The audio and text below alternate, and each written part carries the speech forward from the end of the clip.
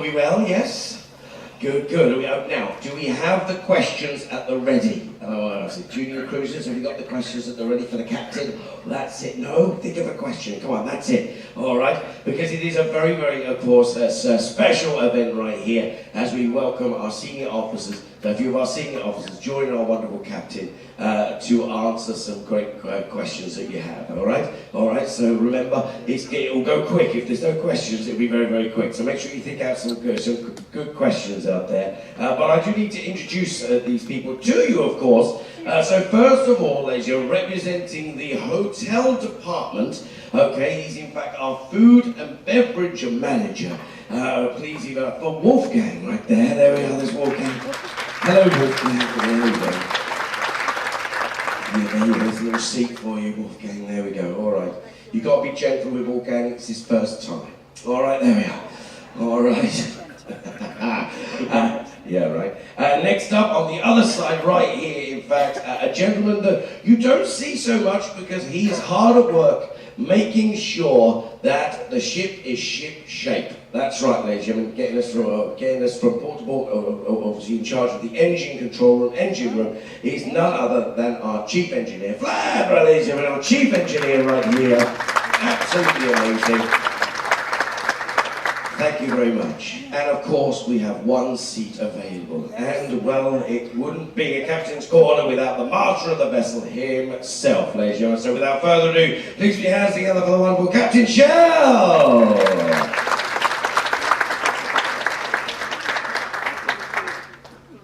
Now we're going to do a quick introductions and then we'll go into some, of course, some questions for you. So we'll start with, Wolfgang. So give us a little bit of introduction, where you're from and exactly how long you've been with the company. Have you worked with any other cruise companies or anything like that? You go ahead.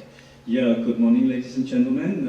My name is Wolfgang. I am from Austria and I am actually a new royal. It's my first contract with this company. But of course, I do have lots of experience coming from other cruise lines. And for example, I worked for Cunard before and for a German cruise ship named Europa. And I did some expedition cruises on vessels like the Hanseatic and the MS Bremen.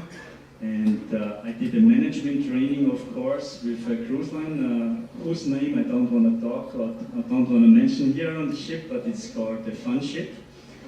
And the C word. And besides that, after graduating from the hotel school, I also worked for some luxury hotel brands all over the world. And I, for example, opened some properties in Saudi Arabia and also in the Maldives. And yeah, as I mentioned before, I'm really happy to be here today. And unfortunately, our hotel director at the moment is not on board, so I have the pleasure to represent the hotel department today. But I am very happy to pass his regards to all of you. Thank you very much. Thank you very much. Thank you. Our wonderful chief engineer, tell us a little bit about yourself. Good morning, all. I'm Vladislav, chief engineer, all the way from Bulgaria.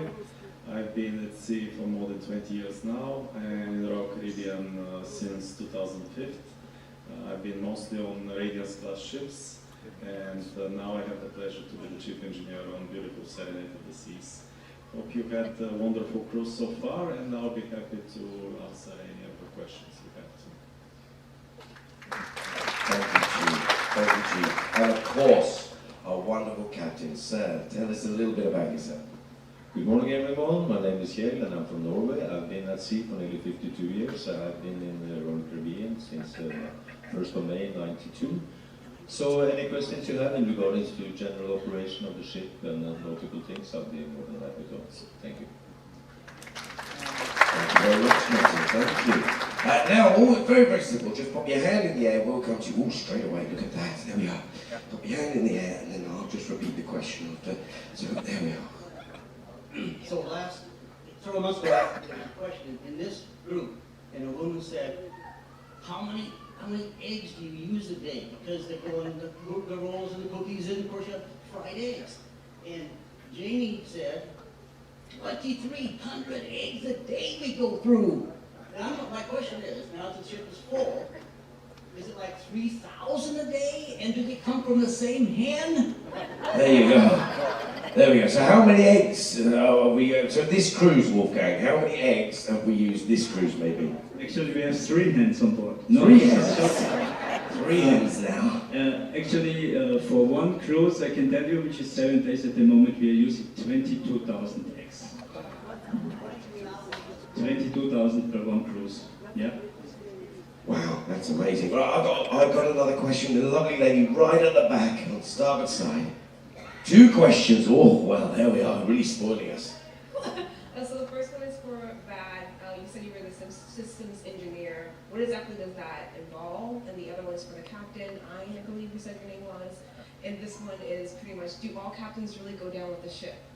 All right, so 2 questions there. First of all, I think it's not systems engineer, chief engineer. So maybe a little bit of introduction of what a chief engineer does, maybe, Vlad. Thank you very much, sir. And obviously, the next question to the captain: does the captain really go down with the ship? Here we are. Okay.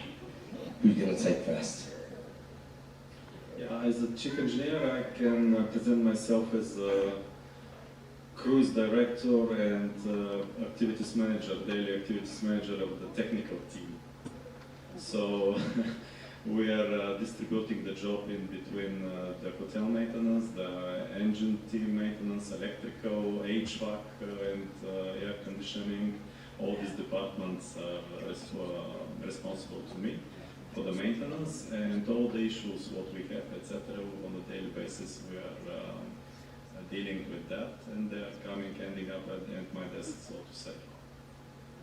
What was the second question? Does the captain really go down with the ship? I don't know. The ships have been never sunk, so I'm not quite sure. That's right. That's the answer we want, Captain. Right. We've got another question right here from a gentleman just at the back, right here on the starboard side. Yes, as the cruise industry, as the ships keep getting larger and larger, is nuclear power economically feasible or more efficient?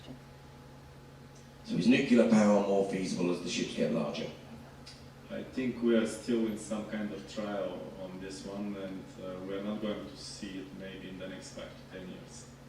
Still, although the environmental restrictions and regulations are getting stricter and stricter, we are going more to alternative fuels like LNG and some other types, restrictions of the power and so on and so on. But nuclear power plant for the cruise industry still is a little bit further to take under consideration. Thank you very much. Okay, gentlemen, right here on the starboard side. Yes, how much does current at depth affect the operation of the ship, or is it more the wind above the water? So how much is the current depth affect the ship, or is it more the wind above the water? I'm not quite sure if I understand the question correctly. Understanding current that flows at depth, and this ship goes down a great way, which is the harder to compensate for, the wind or the current? Well, normally it is the wind, because, well, it all depends on the situation. For example, if you last contract when I was on board the ship was in Alaska, and then of course in certain areas there we have very strong current, and that will affect us a lot. But when we're docking the ship, it's a combination, because this, when you think about it, when we have the wind on the side, it's like a big sailing vessel. So it affects us a lot, the wind, and of course we can compensate by that. If you're thinking about the list, we can compensate by healing tanks. But when we are sailing, I can give you an example. For example, when we went into Bimini, we didn't have much wind, but the current was affecting us a lot. For you that's just watching, it doesn't look very much, but as we were backing into Bimini, it's very, very strong current setting us toward the south. So for those of you that know these things, you probably noticed we were very, very close on the northern side of the buoys to compensate for the set, and then all of a sudden the current stops, and then we have to be very, very aware as so we are not getting both sides of the buoys to compensate to go alongside. So it's a combination. And it's something that we need to take into consideration, especially when we're docking the ship every single quarter. Thank you. I have a question right in the middle, right here with a lovely lady. Hi, I'd like to know if you can tell us the approximate time we will go under the Skyway Bridge tonight. Okay, so do we know approximate time, what time we're going to go under the Skyway Bridge? Normally when we go into, we pick up the pilot at 2:30 in the morning, so we will normally be under the bridge at around 4 o'clock in the morning.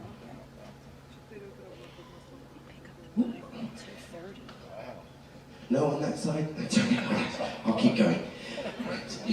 I need the exercise. Right here, right in the corner, on the starboard side. Yes, good morning. My question is for the captain. For those many passengers that like to sail out of Tampa like we do, I asked this question to the Explorer of the Seas captain a couple months ago about the fact that they're building bigger ships, and those of us that like the smaller ships. I'm worried about when this Radiance class and the Grandeur and a couple of the other ships, when they get a little old like I am, what we replace them with to go under the bridge, so that those of us that live in the Tampa area and come from all over Florida to sail out of Tampa, what we will sail on if you can't get the big ships under the bridge. The captain on the Explorer jokingly said we should raise the bridge. That ain't gonna happen. So that's my question. So, did you get that? Yeah, I got it. When you think about it, Grandeur, she's still around, and she came out in '96, and this ship is 7 years younger than the Grandeur, and Grandeur is still around. So there will still be ships. I think they will keep the Radiance class for quite a few more years. What's going to happen in the future is very difficult to say, because things are changing. I mean, the economy, the politics, everything is changing. So they might go down to smaller ships. Nothing has been decided yet. But of course, we know there is a market for smaller ships. I prefer personally the smaller ships. First of all, you get to know the people better, especially the crew members. You have a chance to create like a family atmosphere, that people feel more that they belong, instead of on the big ships we have 2,200 crew members. And secondly, you normally have more interesting cruises, because they are able to go to much more smaller ports than the big ships. So, well, I agree with you. I hope we will keep the smaller ships, or in the future go for smaller ships. Okay, I have a question right here, port side, in the back. Two questions. The first question for the chief engineer. Is this ship ever taken out of service for planned maintenance? And if so, how often does that occur? And the second question for the captain, what's the most challenging issue you face typically?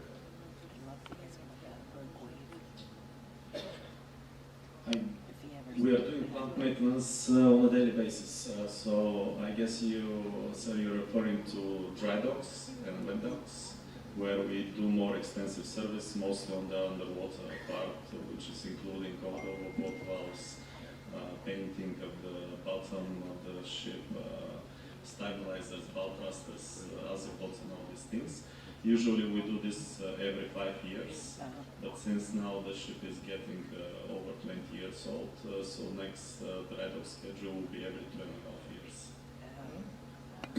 When it comes to challenging issues, it all depends what kind of ship it is. It depends where you are in the world. I mean, here in the Caribbean, it's not, well, it's always challenges, because something can happen all the time. But let's say, for example, as I mentioned, my last contract on board last summer, we were sailing in Alaska, and one of the big challenges there, for example, is that we were going into the fjords, and then you have ice, and you have current, and then you have fog to deal with. And that is, of course, a challenge, because sometimes you have to cancel because you don't see the ice, and then sometimes the ice flow is so much you have to basically turn around and go on. And when it comes to sailing like regular in the Caribbean, of course now it's winter time and the weather is not so bad, you don't have hurricanes to think about. But of course there is always things happening. Our worst nightmare, of course, is fires. Of course we have detection systems all the time, so the chance to have a major fire is very small. But of course things can happen. And also medical emergency. You get a call in the middle of the night, and then of course we need to have medical for evacuation. So it all depends where you are and the situation. Not one. Every day is very different, and every day represents different challenges. Thank you. I have a question right here from a lovely young lady. What's your favorite part of being a captain? What's your favourite part about being a captain? Favorite part of being a captain on the cruise ship? I sailed on cargo ships for many years, and that brings you around the world. But I have to say here now, working in this environment, we're working with people from 70 different nationalities. And you get to know people from different parts of the world, and you also get a lot of respect for other people, because you learn different ways of doing things. You think when you're working in a country with the same nationality, you have one mindset, this is the way it is. But when you're working from people from all over the world, you learn that there is other ways of doing things. And yeah, that's the interesting part. You got a lot of respect for other cultures. In my private time, my wife, she's sailing with me all the time, and when we're off the ship, we traveling around the world. And I have to say, we have been in, well, not all the countries in the world, but 75% of them. And every country I've been to, you learn that people are doing something better than you are used to. And that is also reflected on board. You can see that. So that I find very interesting. And thank you for your question. We have another question right here. What do you do with all the extra food, like after the buffets and the dinners? Is there food waste? Yes, that's an interesting question, because Royal Caribbean introduced a program which is called Win on Waste. And for this program to be executed on board, we have a so-called Food and Beverage Operations Excellent Controller on board. And he's basically in charge to monitor all of our waste. And of course, we are generating wastage on board, but the optimum wastage from our side on board at the moment is between 12 and 13% of our food. Yeah, and we also do reproducing of the food, so we reuse it again. But of course, we cannot reuse everything again, because we are also restricted from so-called United States public health regulations, and we of course have the main focus to serve safe, healthy food for our guests and for our crew on board. But yes, we have this program, and our wastage is around 12%. Yeah. Thank you very much. I have a question back here, port side. Yes, with the new mega ships coming up in the next few years, like the Icon, the design and architecture is so unbelievable, and the models. And I assume they have those people that build these ships at Royal Caribbean.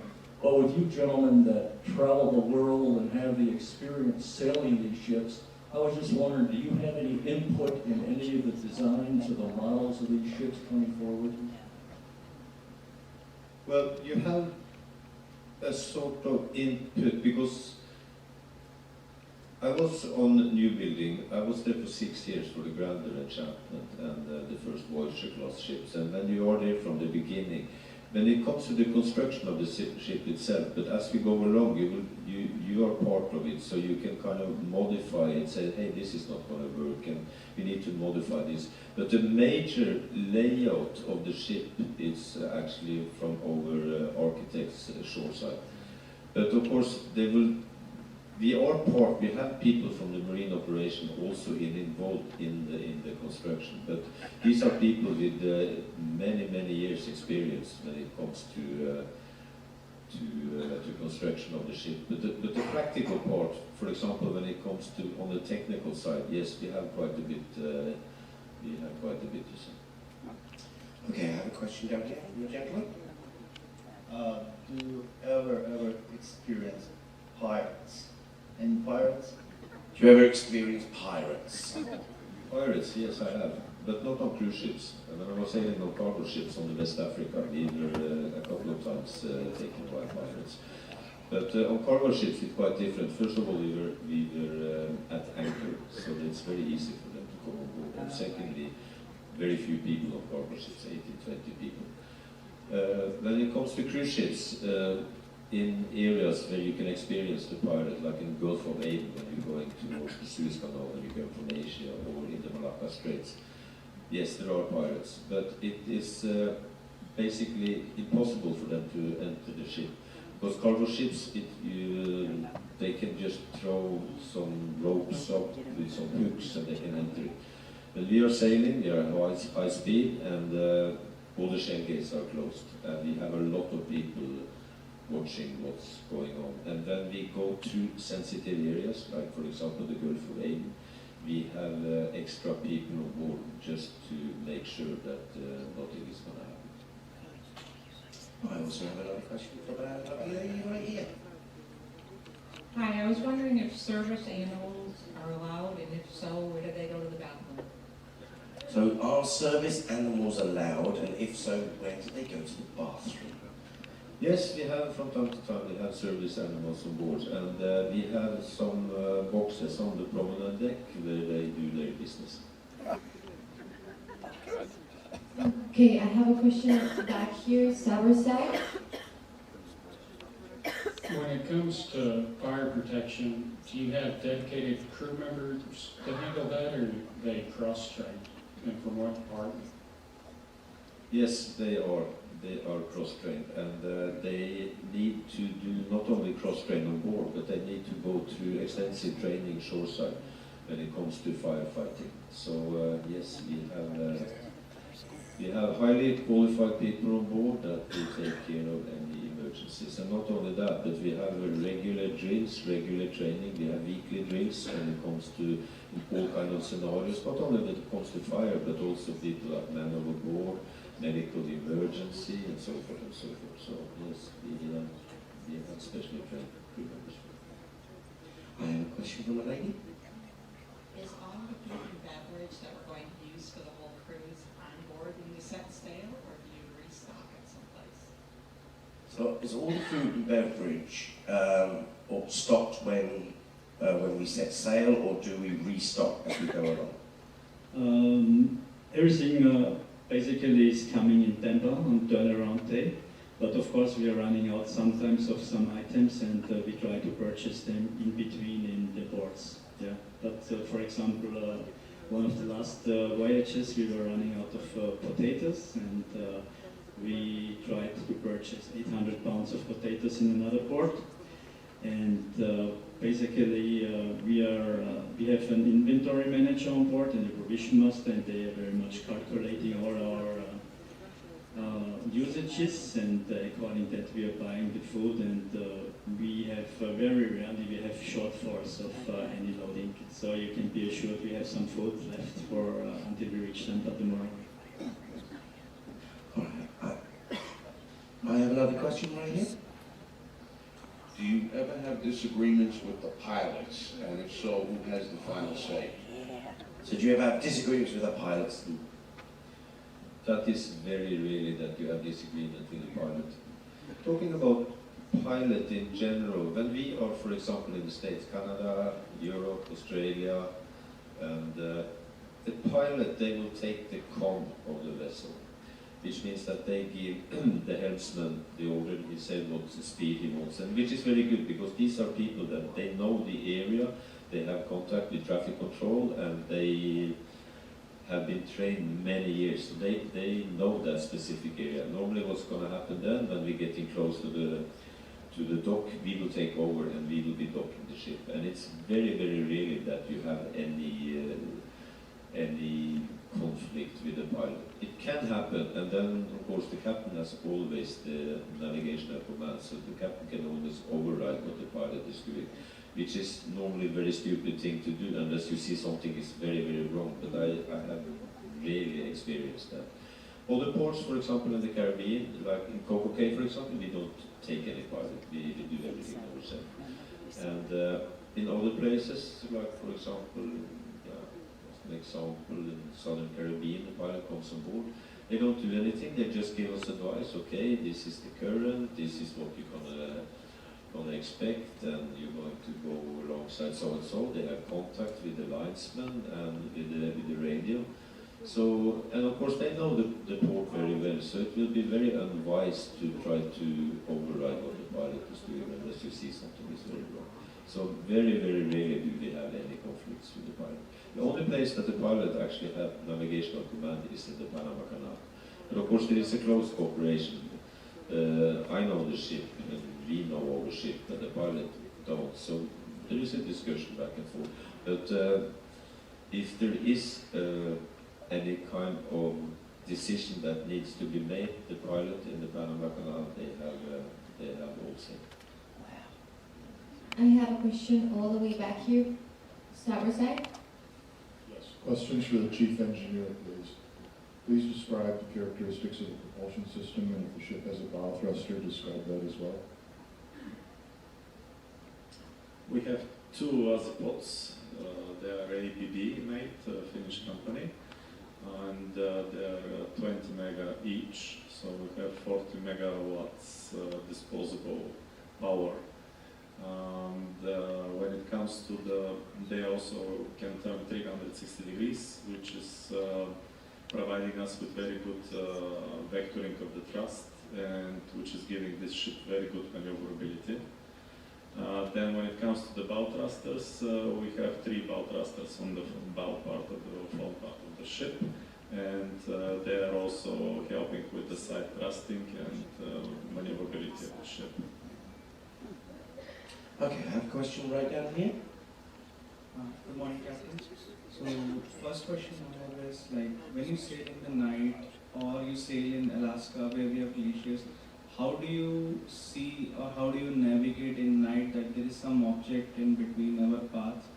And second question is, like, is there, are you guys already in solar energy, or in new ships are you going to use any renewable energies? All right, so basically the question was sailing at night. How do we sail at night, and how do we spot objects, things like sailing in Alaska and things like that? All right, and also, are we going to be using in the future more,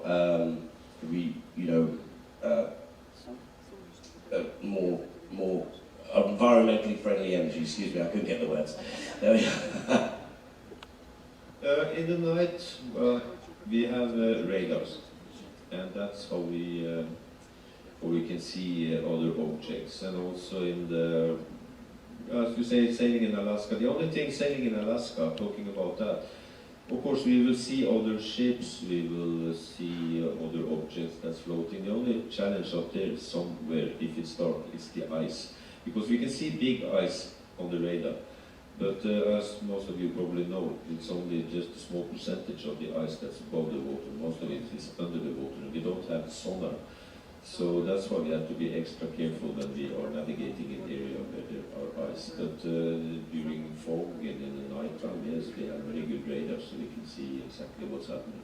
Not only do we have radars, but these days we also have AIS, which means that when we have an object on the radar, we can, that will give us the information of which ship it is, and we can see how fast she's going, and we can see the course, and we know the ship, so we can call her up on the radio if there is any kind of discussion what we want to do in regards to navigation. The other questions I didn't really get. It's all about reusable energy. Are we going to have more about reusable energy and solar paneling and? Yes, as far as I know, the newer ships from Oasis class and above, they have some solar panels on board and also fuel cells. And not only on board our ships, but maybe you've heard the new terminal in Galveston is 100% self-sustained. So they use a lot of renewable energy and such technologies to power up the equipment inside. Okay, we have time for just a couple more questions. I've got one right here. My question is for Claude and Wolfgang. How many crew members do you have working under you, and what kind of accommodations do they have? Where do they eat? What do they do in their off time when they're taking breaks? Yeah, probably I can answer that. At the moment we have around 860 plus crew members on board. Of course, everybody of them has the opportunity to sleep on board. We are not sending them home every night. So everybody has an appropriate accommodation, and we have the cabins, of course, nicely distributed on different various decks. And the crew members, they all have the opportunity to enjoy their meals in the crew mess, and the crew mess is open basically many hours a day, because of course we're working in different shifts, and we also have very nice menus in place.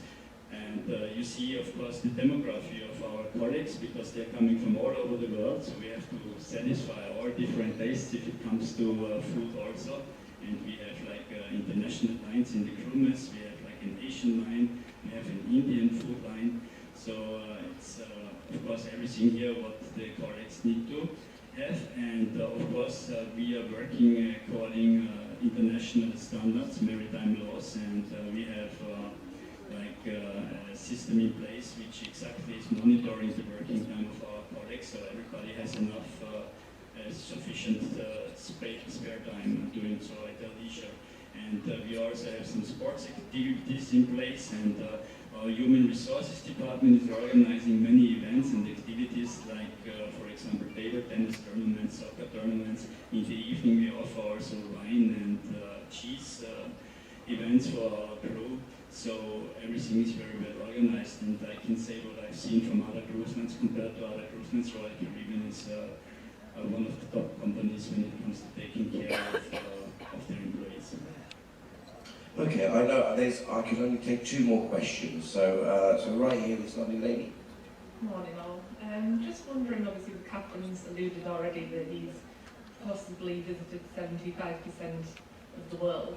Do you still have bucket list places to achieve? Are there any ports in particular that you would love to visit? So although you've travelled many parts of the world, Captain, is there any place that you still have yet to travel and you want to travel? What's on your bucket list? Or what ports, maybe? The thing is that you travel, the more you travel, the more you realize you haven't seen. The more I travel, the bucket list is growing. That is quite really interesting. One of the interesting places I visited the last few years was Nepal and Bhutan. Bhutan was kind of tricky to get into, but a fantastic place to visit. So that's tagged off. Then I went to Georgia, Azerbaijan, and Armenia, which was also fantastic. Last vacation we went to Morocco, which was also interesting. And yes, it is just growing and growing. Next time we have on the list is Palau and Micronesia, for example. So yeah, the more you travel, the more you realize you haven't seen. And a final question right in the centre. I know you've answered some of this, but you have a very diverse and talented crew and staff. And I was wondering how you do the selection process and the assignment process, because it seems like it's an awesome task to do. We have hiring partners all over the world, and of course, as you probably all of you know now, after pandemic, the cruise lines are kind of struggling to get people. So we have actually now increased our hiring partners. I was surprised when I came on board now and saw that we have new hiring partners. For example, I saw last time from Gambia as an example, Madagascar. I saw a new crewman for Tanzania. So we are expanding that all over the world. I mean, we then be taking people from that been working in resorts from countries all over the world, and they go through an interview process, and yeah, then we hire them. So it is we have a system in place with hiring partners all over the world.